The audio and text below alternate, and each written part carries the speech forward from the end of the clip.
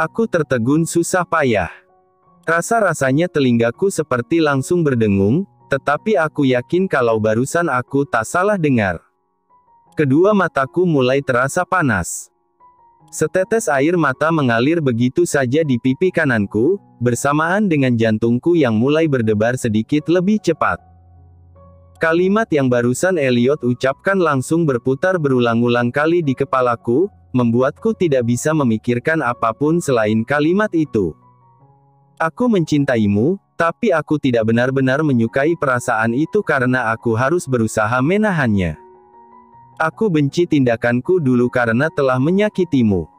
Maafkan aku, ungkap Elliot kemudian. Aku bungkam dengan air mataku yang kembali menetes. Aku mencintai senyum ceriamu dan caramu menyemangatiku.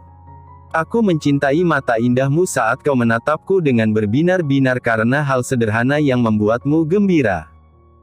Aku mencintai kegelisahanmu saat kau menggeliat di kasur karena kedinginan pada tengah malam dan membuatku ingin selalu mendekapmu agar kau tetap hangat.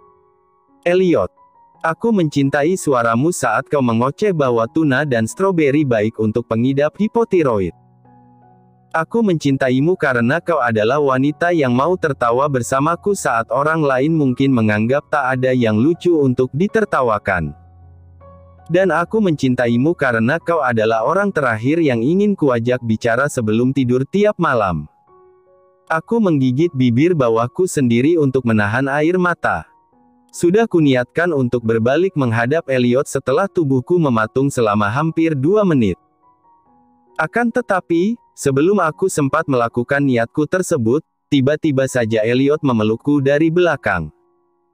Pelukan itu sangat tiba-tiba, bahkan sampai membuatku tak sengaja menjatuhkan boneka babi dan buket bunga lili putih pemberiannya. Berkali-kali aku menelan ludahku demi menetralisir rasa tercekat yang menggerayangi tenggorokanku. Seharusnya aku kian mematung dan mungkin tak tahu bagaimana caranya untuk sekadar bergerak normal tanpa kikuk karena perasaan campur aduk. Namun nyatanya, aku merasa sangat tenang ketika berada di antara kedua tangan kekar Elliot yang merengkuhku. Elliot, kau. Aku mencoba untuk bicara, tetapi terpotong setelah merasakan Elliot mengeratkan pelukannya dan menenggelamkan wajahnya di bahu kiriku. Seolah wajah itu bersembunyi dari rasa malu setelah dia mengungkapkan sesuatu yang sebenarnya selalu ingin dia simpan sendiri saja. Itu menggemaskan sekali. Aku tidak bisa seperti ini, ujarnya dengan suara yang setengah berbisik. Tidak benar-benar ku mengerti apa maksud dari kalimat singkatnya barusan, tetapi aku lebih fokus pada pendengaranku yang menangkap suara lirih Elliot. Itu membuatku merasa khawatir dan bertanya-tanya, apakah dia baik-baik saja? Seharusnya aku menangis sekarang. Selama ini aku menantikan dia mengatakan kalau dia mencintaiku, sebab berharap bisa menemukan kebenaran apakah anggapanku soal perasaannya benar atau tidak. Dan ketika akhirnya dia mengatakan itu untuk pertama kali, perasaan campur aduk menyerang dan menimbulkan keinginanku untuk menangis karena tak menyangka, jauh lebih tak menyangka daripada saat dia mendadak datang ke sini sambil membawakan boneka babi dan buket bunga. Aku menyentuh tangan Elliot yang ada di bagian depan tubuhku. Sambil sedikit menoleh ke samping, aku bertanya, kau baik-baik saja? Aku tidak ingin kehilanganmu, Lily, bisiknya. Aku mengerti. Maafkan aku karena aku telah membuatmu khawatir. Elliot mengangkat wajahnya yang sebelumnya bertumpu di bahuku. Dia mencium bagian samping leherku dan beranjak naik mengecup pipiku. Setelah itu, pelukan Elliot sedikit merenggang. Dia menyentuh daguku untuk menuntun agar aku menoleh lebih ke samping dan menatapnya. Dengan posisi itu, Elliot menciumku. Kedua netraku tetap terbuka memandangi Elliot yang justru memejamkan mata. Air mata kembali menetes di pipiku. Aku menggenggam pergelangan tangan kanan Elliot selagi tangan itu masih menyentuh area daguku. Belum ada sedetik pun yang rela kutinggalkan untuk menatap Elliot, kembali terngiang oleh kalimat, aku mencintaimu, Lily. Dan sederet penggakuan alasannya mencintaiku yang dia lontarkan beberapa menit lalu. Waktu terus berjalan selagi ciuman itu berlanjut. Elliot membimbingku untuk berbalik dan berdiri berhadapan dengannya tanpa melepas. Setelah itu, aku mengalungkan kedua lenganku di leher Elliot dan memejamkan mata. Indera di sekujur tubuhku sangat tajam merasakan segalanya saat ini. Bahkan meski aku terpaku menikmati betapa intensnya ciuman kami. Aku juga mencintaimu, Elliot. Sangat mencintaimu, bisikku di sela ciuman kami. Elliot menghentikan gerakan bibirnya setelah aku mengatakannya. Dia menatapku lekat dengan kedua mata coklatnya yang terasa sangat teduh malam ini. Pada jarak wajah kami yang masih sangat dekat, aku dapat merasakan dengan jelas bagaimana napasnya yang hangat dan beraroma mint menghempas wajahku dengan lembut. Kulihat pula bibirnya mengulas senyum. Dia menurunkan tatapannya, lalu kembali mendekat dan meneruskan percumbuan yang barusan sempat terjeda. Elliot sudah akan melepas kaosnya. Namun di tengah keadaan yang kian liar, tiba-tiba terdengar suara tangisan dari kamar Evan dan Ervin. Aku refleks mendorong Elliot untuk menyingkir dari posisinya. Sembari membenarkan pakaianku yang agak berantakan, aku berjalan menuju kamar anak-anakku. Aku mendengar Elliot menghela napas panjang. Sempat aku menoleh ke belakang untuk menatapnya, lalu berusaha untuk menahan tawa ketika melihat wajah tampannya terlihat agak dongkol dan dia bergumam, "Astaga, bocah itu. Dia pasti kecewa karena semua yang kami lakukan barusan harus terhenti karena gangguan yang tak terduga." Ketika aku masuk ke kamar Evan dan Ervin, aku melihat Evan sudah duduk di dalam boks bayinya dan menangis sambil menggenggam bagian pagar dari tempat tidurnya itu. Aku pun langsung mengangkat Evan ke gendonganku. "Ibu, mengapa anak ibu menangis malam-malam begini? Tidurmu tidak nyenyak, ya?" Aku mengusap rambut Evan dan menyapu rambut halus putraku itu ke belakang.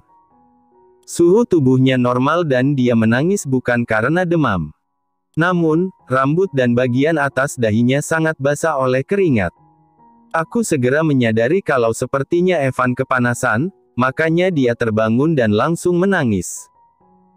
Elliot yang sudah menyusulku ke kamar Evan dan Ervin, serta melihat apa yang terjadi, segera menurunkan suhu ruangan melalui tombol yang ada di dekat ruang tamu. Unit apartemenku yang memang berukuran standar ini memiliki pengatur suhu yang terhubung ke semua ruangan, kecuali dapur dan kamar mandi tentunya. Jadi ketika suhu diturunkan, semua ruangan akan berada dalam kondisi yang sama. Jika Evan kepanasan, apakah Ervin yang tidak menangis akan kedinginan sekarang? Tanya Elliot setelah kembali ke kamar. "Tidak, kok. Tapi tolong benarkan selimutnya," kataku. Elliot pun mengiyakan. Dia membenarkan posisi selimut biru di tubuh Ervin yang tidur dengan sangat pulas. Aku mencoba untuk menidurkan Evan lagi setelah dia tenang. Akan tetapi, dia tidak mau tidur di boks bayinya. Dibujuk dengan susu pun juga tak mau. Aku membawa Evan ke kamarku karena barangkali dia mau tidur di kasurku atau di tempat yang lain agar tidak bosan, tetapi dia malah menangis lagi. Ketika aku mendudukkan Evan di karpet yang ada di kamarnya, barulah dia mau tenang. Aku pun segera mengambil kasur lantai untuk bayi sebagai alas untuk diletakkan di karpet. Begitu kubaringkan Evan di sana, dia tidak menangis lagi. Aku meredupkan lampu kamar, lalu duduk di samping Evan dan mengelus rambutnya sebagai upaya untuk membuatnya tidur. Apakah bayi memang seperti ini? Tengah malam menangis hanya karena ingin pindah tempat tidur setelah merasa gerah. Sulit dimengerti, ujar Elliot sembari mengambil posisi duduk di sebelahku. Sama merepotkannya sepertimu saat dulu memaksaku untuk tidur satu kasur denganmu, membuatku jadi berpikir macam-macam dan sulit mengerti apa maksud dari perilakumu. Elliot terdiam mendengar penuturanku. Sesaat kemudian, dia tersenyum dan mengusap puncak kepalaku. Evan baru saja berangsur tertidur nyenyak. Elliot menjulurkan tangan kanannya ke wajah Evan dan mengelus pipi tembam putra kami tersebut. Namun, itu hanya kedok awal saja, karena setelahnya Elliot malah bertindak jahil dengan memegang hidung Evan dan menekan kedua sisi hidung itu. Perbuatan Elliot jelas berpotensi membuat Evan kesulitan bernapas. Aku pun langsung menepis tangan Elliot dan mencubit lengannya dengan keras. "Jangan aneh-aneh. Mengapa kau jahil sekali? Dia sudah tidur, Elliot." Alih-alih merasa bersalah, dia malah tertawa. Aku gemas. Aku menghela napas sabar dan menggeleng pelan, memberi larangan padanya. Beberapa saat kemudian, Elliot berbaring di karpet dan menempatkan kepalanya di pahaku, menjadikan pahaku itu sebagai bantal. Meski agak terperangah karena tindakan Elliot yang tiba-tiba, tetapi kemudian aku tersenyum sembari menunduk untuk menatapnya. "Kenapa ada bintang di sini?" "Aku baru sadar," tanya Elliot sambil menatap langit-langit kamar. Aku pun mendonggak untuk mengikuti arah tatapnya. Sejak Evan dan Ervin belum lahir, aku memang menempelkan stiker bintang di langit-langit kamar anak-anakku sebagai hiasan. Stiker bintang itu menyerap cahaya saat lampu dinyalakan, sehingga akan bersinar saat lampu dimatikan dan ruangan berada dalam kondisi gelap. Semacam konsep glow in the dark. Dan sekarang, karena lampu kamar sudah redup, bintang-bintang itu jadi dapat terlihat jelas. Sedangkan sebelumnya Elliot memang belum pernah berbaring di kamar Evan dan Ervin. Sekalipun Elliot berada di dalam kamar ini untuk bermain dengan mereka, lampu kamar sudah tentu dinyalakan. Dengan begitu, baru sekarang dia menyadari ada stiker hias berbentuk bintang yang memenuhi langit-langit kamar Evan dan Ervin. Evan dan Ervin menyukainya, kataku untuk menjawab pertanyaan Elliot tadi. Apakah ini berpengaruh untuk kesenangan mereka? Iya. Waktu usia mereka belum sampai 1 tahun, sempat terjadi badai di seluruh wilayah Kansas. Listrik dipadamkan selama hampir 5 jam, sehingga semua ruangan gelap. Evan dan Ervin tidak menangis karena ada cahaya dari bintang-bintang itu. Setelahnya, mereka selalu merasa gembira setiap kali lampu dimatikan dan mereka bisa melihat bintang di kamar, jawabku. Elliot terdiam.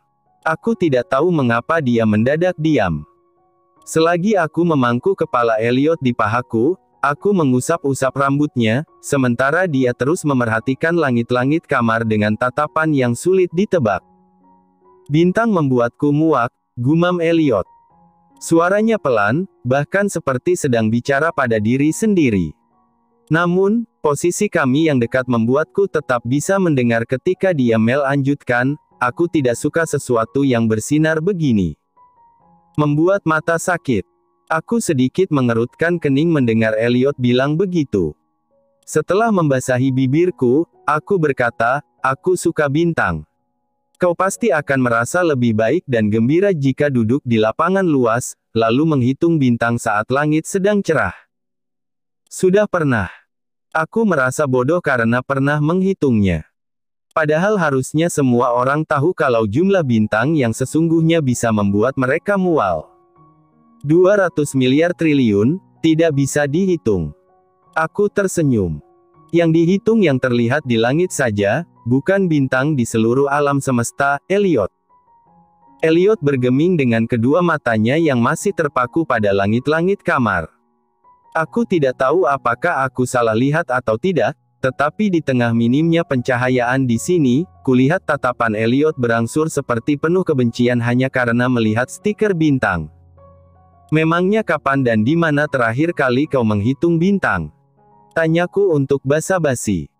Tanggal 16 September tahun 1993 di Orlando, Florida. Aku tercenung, merasa agak kaget mendengar Elliot bisa menyebutkan dengan rinci begitu. Setelah mengingat-ingat umur Elliot sekarang, lalu menghitungnya dengan tahun yang barusan dia sebutkan, aku pun bertanya, "Saat kau berusia 6 tahun?" Dia tak menjawab, tetapi ku yakin kalau perhitunganku barusan memang benar. "Kau ini memang orang pintar, ya. Ingatanmu tajam sekali. Kau bahkan bisa menyebutkan tanggal dan tempatnya," kataku sambil tersenyum lembut. Elliot diam. Aku sedikit mengernyit ketika kulihat mata Elliot makin berair. "Kau baik-baik saja?" Tanyaku. Dia mengubah posisi baringnya jadi menyamping. Tangan kanannya memelukku, lalu dia menenggelamkan wajahnya di bagian perutku selagi aku masih memangkunya. Elliot tidak mengatakan apa-apa lagi, merespons pertanyaanku tadi pun tidak. Dia seperti merasa sangat terpukul setelah membicarakan bintang, lalu sekarang menyembunyikan wajahnya di perutku dan seperti sedang berusaha mencari ketenangan dengan cara memeluk. Karena sudah terbiasa, alarm alami tubuhku membuatku rutin terbangun tiap pukul 5 pagi meski di malam hari aku lupa mengaktifkan alarm di ponsel. Aku menyadari kalau Elliot tidak ada di sampingku, tidak ada pula di seluruh penjuru kamar ini. Padahal, tadi malam setelah menidurkan Evan, kami tidur bersama. Saat itu kami tidak bicara apa-apa lagi karena Elliot jadi semakin pendiam setelah kami sempat membahas soal stiker bintang di kamar Evan dan Ervin. Walaupun memang tidak mengobrol lagi, tetapi semalam kami tidur sambil berpelukan. Kupikir akan sama seperti malam-malam sebelumnya saat dia menginap, yang mana pada pagi hari aku akan terbangun dengan tangannya yang melingkar di tubuhku. Aku pun beranjak keluar untuk mencari Elliot. Dia tidak ada di mana-mana, bahkan di kamar anak-anak pun tidak ada. Lagi-lagi mendadak pergi dan menghilang, gumamku seraya menghela napas panjang. Aku menenggak segelas air putih yang kuambil dari dapur. Masih ada roti tawar yang kubeli 3 hari lalu. Roti tersebut harus segera dihabiskan sebelum 5 hari agar tidak berpotensi berjamur. Maka dari itu, aku berniat untuk membuat roti panggang dengan selai saja untuk sarapan. Masih ada sayur segar yang bisa aku jadikan isian sandwich agar melengkapi nutrisi untuk anak-anakku. Saat aku masih berkutat di dapur, aku mendengar suara pintu depan terbuka. Aku pun menggeser posisi berdiriku dan melongok ke balik lemari hias yang membatasi koridor pendek menuju ruang tamu.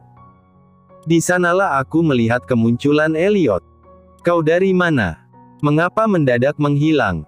Tanyaku heran setelah Elliot tiba di dapur dan berdiri di dekatku. "Tidak kemana-mana. Dari halaman apartemen ini." Elliot tersenyum simpul. "Kau mencariku. Untuk apa ke halaman pagi-pagi buta begini, Elliot?" Elliot menatap ke atas selama beberapa saat, terlihat berpikir. Setelah itu, dia pun menjawab, "Hanya cari angin. Sekalian mengambil barang di mobil." Aku bergumam pelan menanggapi jawabannya. Dia sedikit menunduk untuk mencium pipiku ketika aku kembali memotong sayuran selagi menunggu roti selesai dipanggang. Tak sampai di situ, kedua tangannya bahkan juga memelukku dari samping dan dia menopang dagunya di bahuku, seperti bergelayut tanpa menghiraukan kalau tubuhnya jauh lebih besar daripada aku dan membuatku merasa sangat terbebani jika dia menempel begini. "Elliot, kau berat," ujarku setelah mematikan alat pemanggang roti. Ketika dia kembali mencium pipiku, aku langsung menyadari sesuatu. Aroma tubuh dan parfum mahal Elliot yang sangat khas memang tetap tercium oleh hidungku pada jarak kami yang dekat begini. Akan tetapi, bersamaan dengan aroma tersebut, aku mencium adanya bau bekas asap rokok yang lumayan tajam. "Kau merokok?" "Ya," tanyaku sambil mengerutkan kening menatap Elliot.